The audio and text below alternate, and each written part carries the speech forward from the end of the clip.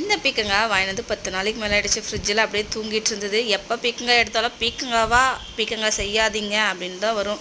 இன்றைக்கி வந்து பீக்கங்காய் எடுத்து அவங்களோட பர்மிஷனோட வேர்க்கடலை சேர்க்கக்கூடாது, தேங்காய் சேர்க்கக்கூடாது அப்படின்லாம் சொன்னதுனால கடலப்பருப்போட பூண்டு உப்பு மஞ்சத்தூள் இதெல்லாம் சேர்த்து 5 விசில் விட்டு எடுத்துக்கலான்னு சொல்லிட்டு தான் ரெடி பண்ணிகிட்ருக்கேன். இந்த பீக்கங்காயில் மேலே இருக்க ஸ்கின்னு மட்டும் ரிமூவ் பண்ணி ஆட் பண்ணியிருக்கேன்.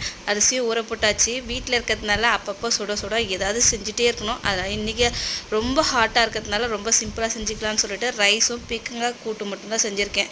காலையில் வச்சு தக்காளி தொக்கும் இருந்தது. தக்காளி தொக்கெல்லாம் ஃபேவரட் ஆகிடுச்சு. ஆனால் வெஜிடபிள் சாப்பிட்ணுன்னா ரொம்ப கஷ்டமாக இருக்குது.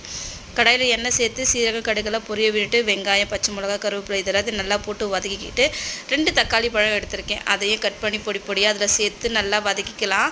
நல்லா வதக்கி விட்டுட்டு அதில் பார்த்திங்கன்னா சாம்பார் பொடி, தனி மிளகாய் தூள், உப்பு இது எல்லாத்தையும் சேர்த்து வந்து பார்த்திங்கன்னா நல்லா மிக்ஸ் பண்ணிக்கிட்டேன்.